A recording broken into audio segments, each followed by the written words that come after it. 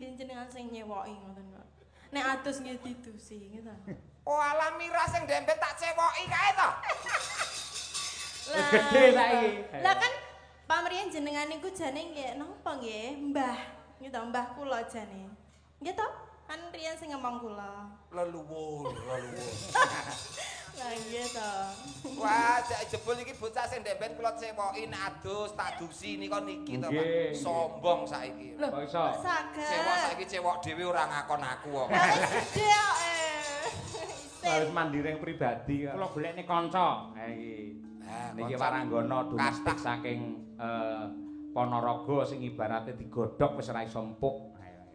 Wis alot banget ya, Pak. Nggih, ngoten niku. Mbak Lucy Brahman. Coba kaya apa? Men jumeneng. Ayo. Ayo. Nonin nonin nonin nonin nonin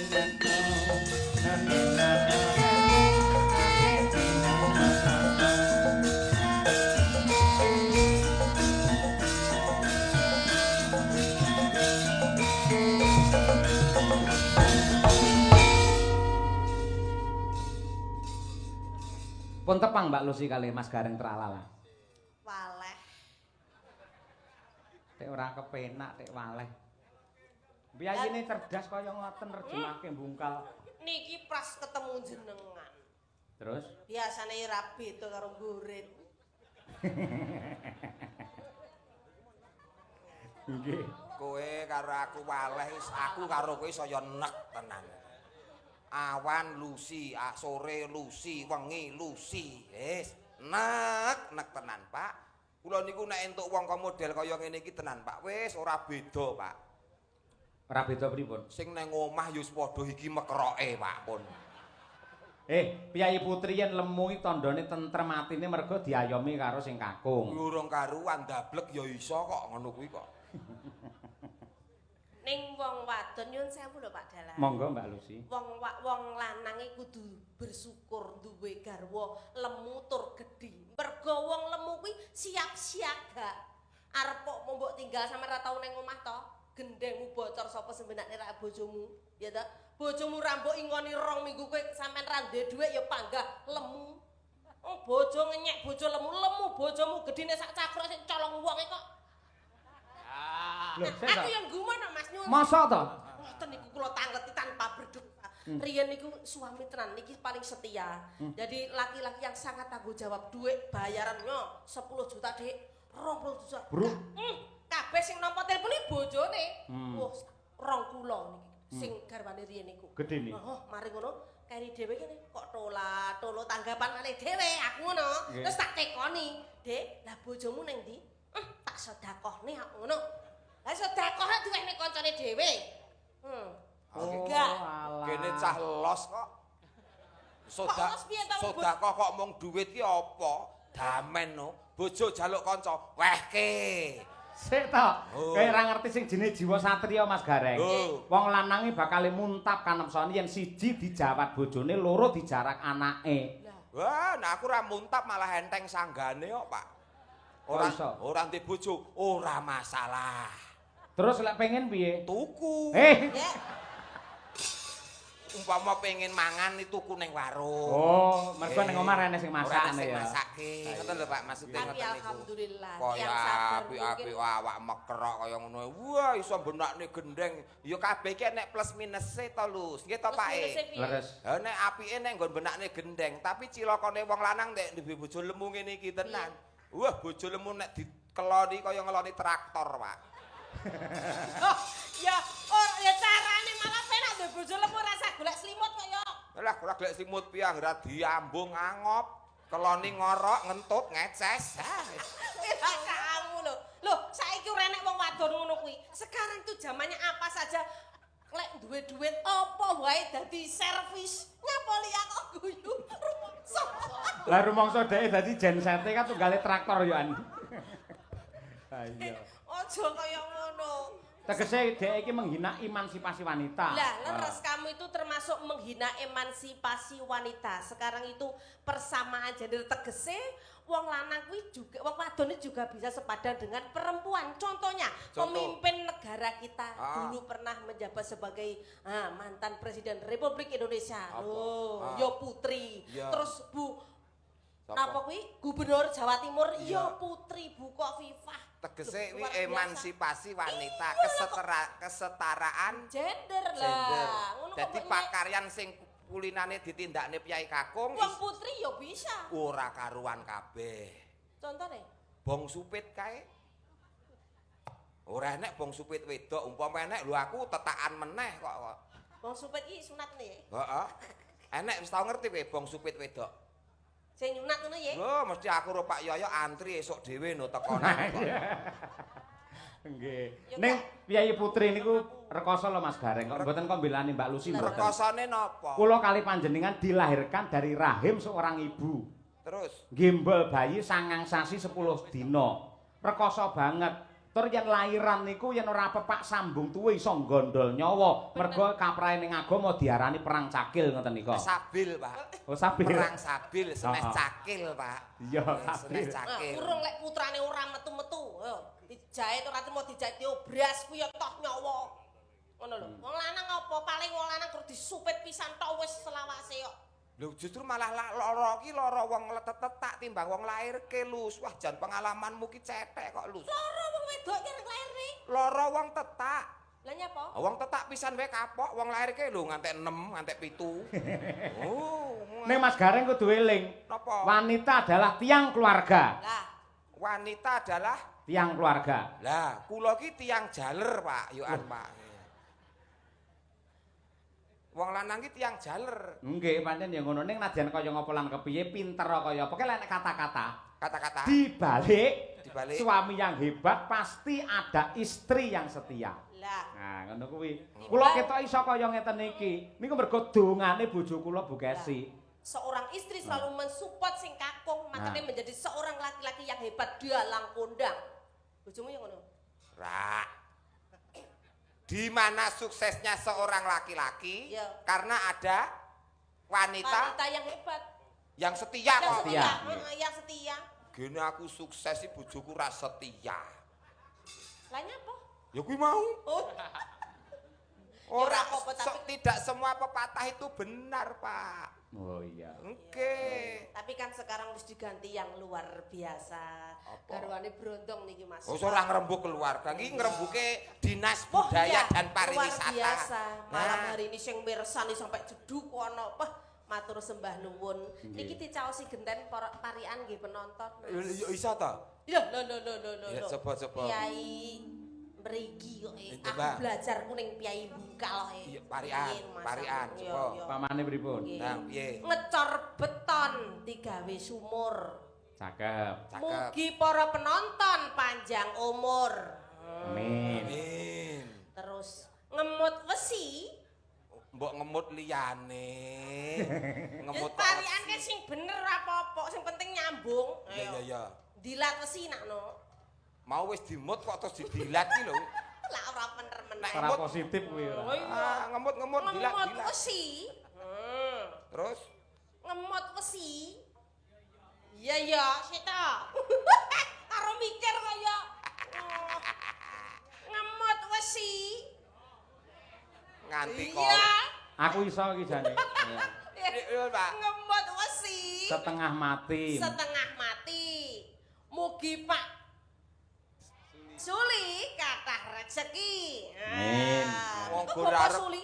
gur arep rone kok dadak ngemut wesi lho kok ya. Tes beneran ngantuk lho. Oh iya. Sampean saiki kagem Pak Warga masyarakat Bungkal, Warga ya. masyarakat Bungkal. Tuku ungkal campuri es. Warga Bungkal kabeh pinaringan sukses. Sik ora masuk akal, ungkal iso karo es iki piye to kuwi? Tuku ungkal mampir tuku es ngono lho, Pak. Oh, alah mampir. Sisan ngono lho, Pak, sisan ngono, Pak. Iya. Apa ora beneran? Tuku bantal karo ngombe es, ngono ya gak apa-apa. Ya ngono, senengane kok. Nah. Neh, apa neh? Lho, mulih ta kula ta? Disingkat. Tuku ungkal dienggo ngasah arit. Heeh. Warga Bungkal kabeh sugih dhuwit. Amin. Kari dhewe eneng iki sing urung kelewatan pokoke. Apa? Tuku uyah digawa mrene. Pak Lurah kapan wayangane? Pak Lurah niku guru api-api ya. Oh, yayine sae sanget lembah manah nggih. Sukses selalu. Ya engko bar iki terus bersih desa mapane ana kantor desa Bungkal kene. Didongake wong kabeh sugih rejeki engko wayangan wis dadi niate Bungkal dijadikan tempat untuk pagelaran wayang oleh Dinas Budaya dan Pariwisata. Betul. Ora mung wengi iki nek engko bakale berkelanjutan. Amin ya Rabbal Amin. Alamin. Dengan jalan kisah ya kuntadi. Bintang tamu Gareng Bejen. Nusul. Nggih, niki dawuh napa rumiyin? Nembang rumiyin Mbak Lucy. Nggih, Mbak rumiyin, nggih. Nggih. Kula nyuwun menika caping gunung langkung rumiyin ingkang dipun kersakaken kalian para sutresna budaya mliginipun ingkang kala wau sampun kepareng leladi dumateng kula sak kanca para perwakilan panitia. Oh, nggih. Juru ladi lan sanes-sanesipun supaya enget kalian zaman perjuangan ngersakaken caping gunung dijenglengke sing nembang Mbak Lucy sing jengleng Pak De Gareng. Nah, Oke. monggo Pak. Saben bengi Nek dhisik iya Lus, nek saiki wis 3 sasi pisan kok Lus. kanca Apa? romo payune. Ya nek dhisik sik saben bengi Pak, nek saiki wis tuwek iki 3 sasi pisan ora mesti Pak. Tembang kok diprotes lho ora. Lah ya urung karuan 3 sasi pisan nembangke niki lho Pak. Oh iya. Nek dhisik saben bengi ya. Nggih. Pak Lurah langsung gujeng karo Pak Dewan. Batine ngene, ya tra iya.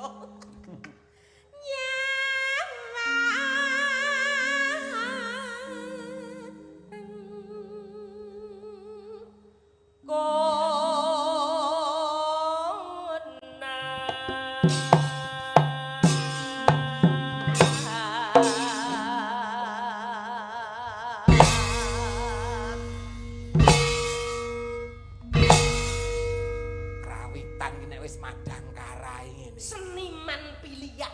Jos, Jos, kompak. Slogane sempak teles. Aja purno lho, Ge. Semangat kompak anti lemes. Wah, iya. Semangat kompak anti Saben lemes. aku mumbul mesti dijenggleng. Madang karai. Madang Kompak. kara, Hebat. Kompak. Dangger kowe jengglek apa mumbul? Mesti dijenggleng. Jengglek. Lho buktine ora enek kok pengrawit aras-arasen mongko pendak dina Pak Yoyo ki wayangan. Gak enek. Nek tetep kompak. Kompak. Iki pengrawit ngene iki sing perlu diundhake kesejahteraane Iya. ngene iki. Tangan Anggar kabeh Asmita. Lho lah iya ngene iki. sarjana seni. Dereng.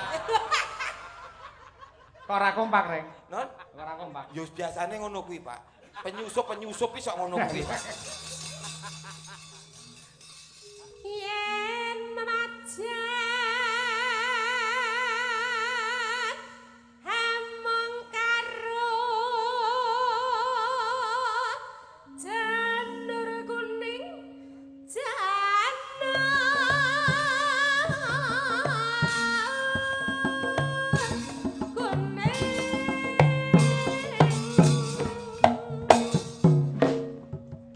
Tenono sak tekaku. Jenenge kompake madang karai yo ngene iki. ndak ngumpulok to. Oh, aku rung mumbul Dah, bakalan Reng. dijenggleng. Selah Padang lho, Reng. Ya wong jenenge wayangane teko esuk kok Pak alon-alon wong nyat wong tuwek iki rada suwe kok Pak. Ngetes karo pean. Iki seniman canggih kok. Ora mung aku tok, Lus. Kowe mumbul mesti dijenggleng, Lus. Loh, cacah mudeng lho karo aku. Mudeng iki nggo napa? Mudeng iki paham maksudnya. Lah iya maksudnya Aku Pak. obah iki plang ngono iki pas kowe. Lho kanca-kanca, lah warga kene lak rong pirsa. Lah, wis kerep ngono. Bawa mumbul. Tekan dhuwur gondelan kuwi wesi. Aja mudhun nek urung tak jambak. Nek mbok jabak apane kudu. Wirone. Ya nek Romo Yai. Wirone. Iya.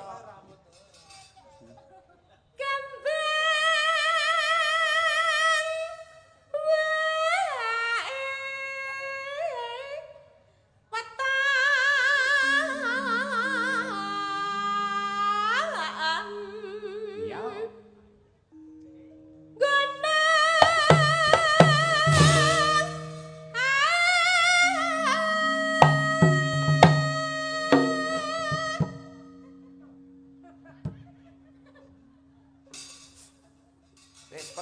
kesapian letong persis. Ancang-ancang dhisik. Ngono lho, menehi kode letong kok pangan kuwi letong. Letong. Wong kreasine dhewe-dhewe ya, Mbak ya. Oh iya. Lho. Guna.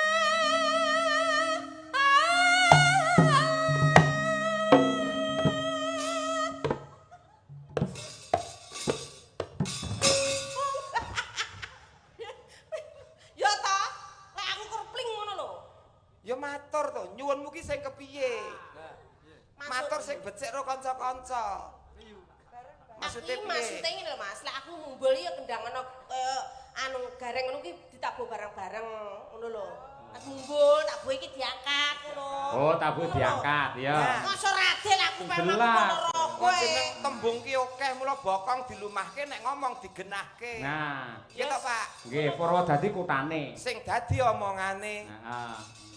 Ayo iki mau lho Mas, pokoke aku tabuhana jemblengen kaya kuwi ngono kuwi pas drueng ngono kaya. Nah, ngono Mas, dituruti Mas. Iki kok nek tabuh ora mbok diangkat, turuti Pak mangan Gembleng. pager lho iki kok. Saiki awakmu sing bawa terus aku sing mumbul. Oh iya iso. Ndang.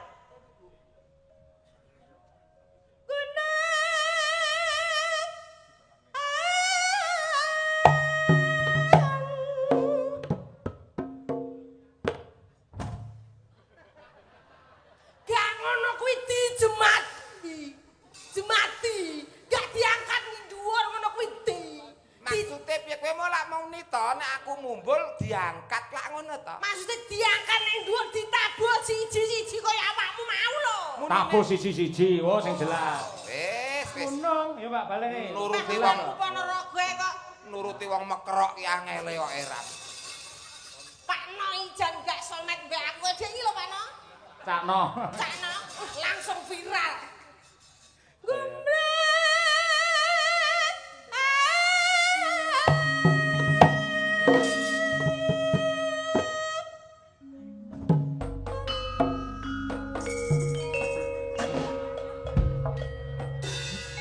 Gak ngono kuwi. Jare ditabuh siji-siji. Munine lho piye? Munine ki lho piye ngono lho. Nabuh iki munine piye? Mune iki bar jeng ngono lho. Mune ditabuh jreng ngono lho. Oh, ndang-ndang jreng. Oh iya, apik. Aku wong Ponorogo ora adil. Turutan ora mbok turuti uda ning panggung wong iki. Aku dhewe kayak kesenengan kok ya. Guna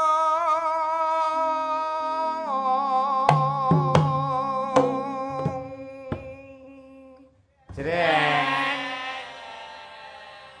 Gak mbok tabuhi rapatek. Tak dongane lara udun kabeh. Gel. Ah, bengi iki Mbak Lucy ngeblong. lho gentenan to, Pak. Gentenan. Kasete ben beda. Ah, iya. Gentenan. Pancen kudu diwolak-walik kok. Oke, ora diwolak-walik gosong. Pak. Kosong. Saiki genten we. Pacite. Oh.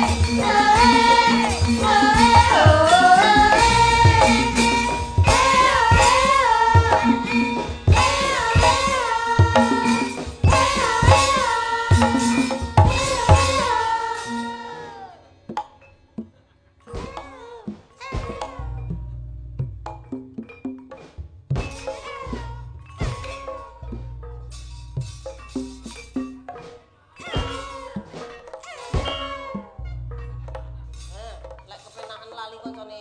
Iki wis ben to mumpung lagi iso.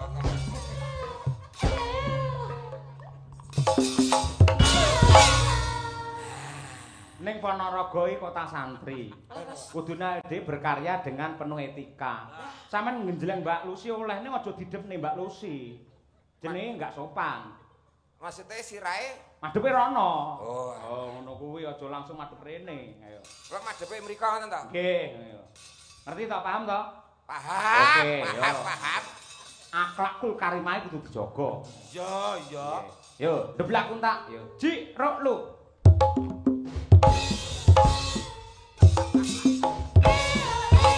Sik, Mas. Sik, Salah, Pak. salah. Kuwi tetep rene kuwi lho. Kok ngerti to Pak nek jenengan bocah noleh? Lah aku nyawang kok kene kok ya. Ngene lho, Pak. Sik mbok engko rono lho. Menggok dhewe kok. Ronokno ngono lho. Ah, ngono lho. Kok Anu ora instruksi jalan. beneran. Tung tak ketuk. Delung. Deblak kuntak. Sik to. Pak Ewo lak ngendika to. Heeh. Sirahe madhepe rono. Bener. Lah ya kula ki wis madhep rono. Lah kuwi menggok rene iki lho. Iki sirah liyane. Iki sing luwih terginas neh sampean. Niki kan terkenal niki napa pelawak sing paling energik. Oh. Nggih. Energi ki apa? Energi itu sing lincah. Lincah.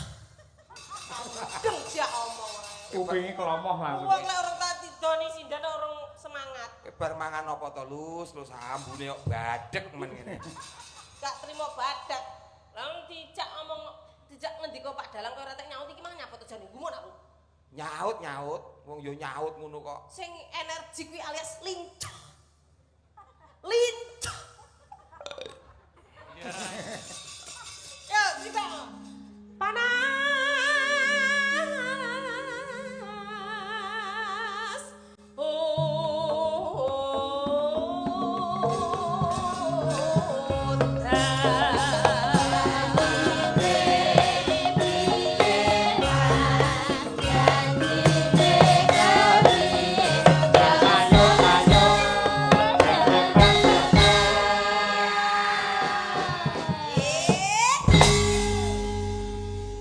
Para penonton ki soram wis biasa lek kurang jenggleng ki sak mumbulan wis biasa.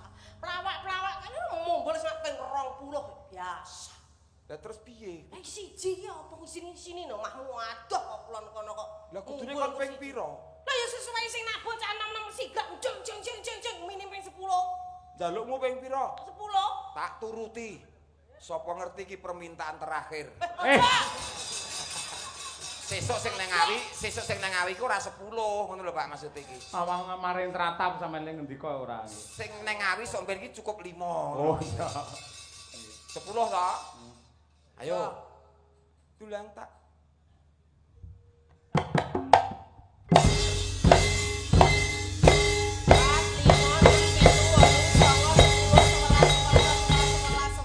Kakean.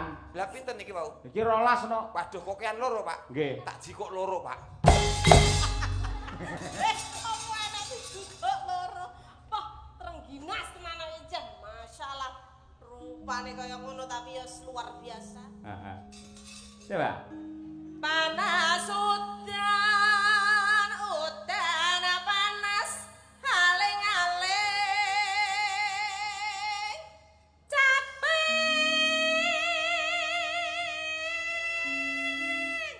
gunung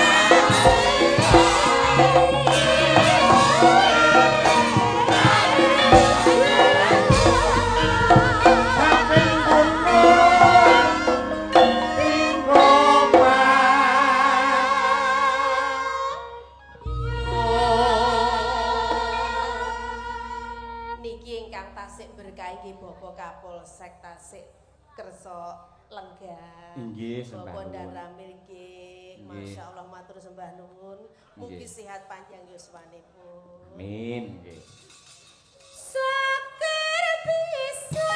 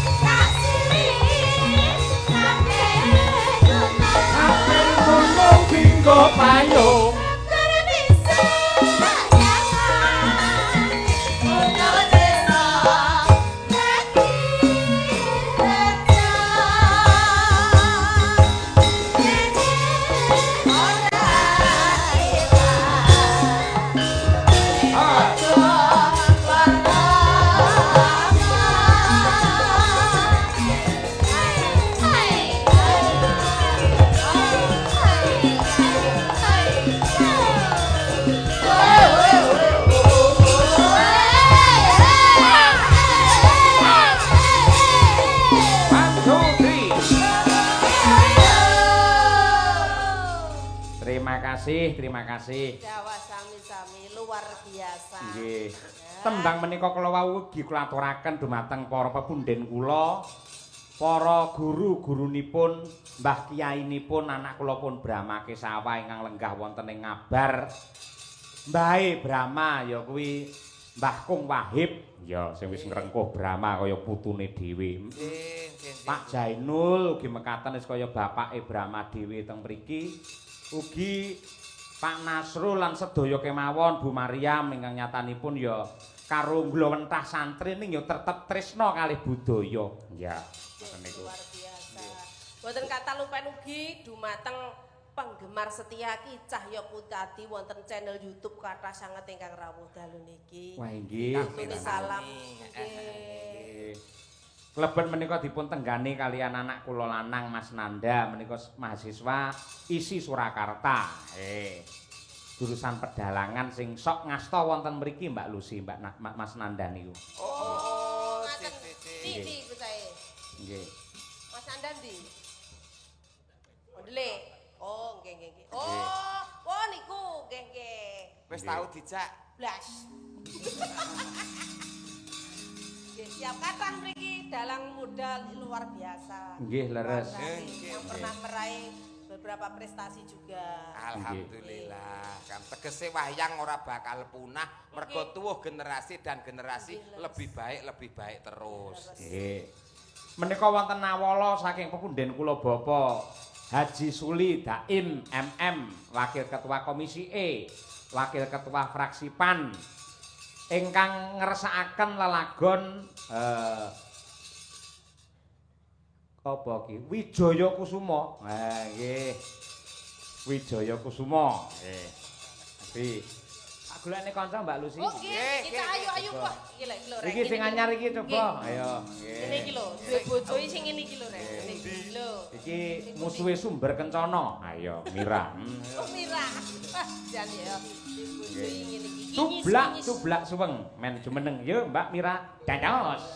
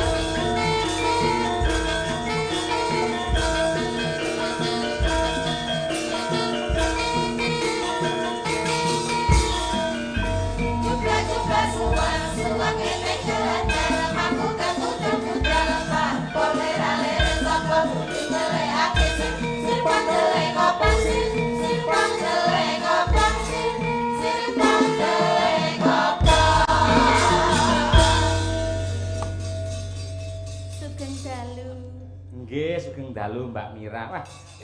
Mas Gareng Mbak Lucy. Nggih, Pak. Niki lare niki nalika isih cilik. Alitanipun. Nggih, nate asring tumut kula teng wilayah Nganjuk niki lah bocah Nganjuk. Oh, Nduk Mira daleme Nganjuk. Nggih. Oh, Nganjuk ya, Nduk. Nggih. Karo guyangan ngendi, Nduk? Sing kok takoke langsung kuwi lho. Kula nek nyegat bis kan teng mriko, Pak. Olah. Nek Nyegat ngetem bis mawon nggih. nyegat bis ora nyegat apa-apa. Olah. Cah. Menawi kalih guyangan niku mboten tepi-tepi sanget, ning mboten celak-celak sanget. Kirang langkung nggih setunggal jam. Oh, ya lumayan ado, lumayan ado. Pian kok apa ning kono? Pian pas nemoni aku kae to, ning kono kae to. Iya, nek kowe tutupno kok. Iki cedhaki to Cah Ayu ki. Ning omah ki gedhi ngene iki dak cedhak cek-cek. Mau ngene iki malah nyengkake umur kowe kocruk. Ya ora to, iki mumpung kesempatan di atas panggung ngono Ya lho. kesempatan di atas panggung ngene iki nek terbawa hati bahaya resikone gede, iso ngentekke banjar pekarangan kowe iki. Mbak Lucy, Piye? kula kinten mboten wantun kok menawi terbawa hati kalih kula. Amargi niki anjenengan angsal salam saking Pak Puntono. Menika marang sepuh kula, nggih. Menawi jenengan macem-macem kalih kula, jenengan mengke lewat pundi lah. Mengke digasak. Mantune Mas Puntono. Nggih. Jliteng kakangku kae. Kok ya jliteng ngono lho. Ireng Ya kakangku. pancen iya sih. Nggih, Oh. mboten mungkin wonten anu Mbak niki Ning ora apa-apa, macem-macem. Nduk. Mergo ning dhuwur panggung kudu los. Lek ora kowe. Oh lho, Kesempatan, mantune kesempatan. Puntono to? Nggih. Pak Puntono. Wah, ora mantu ya. Ya ora apa-apa. Iya, iya. Gak apa-apa.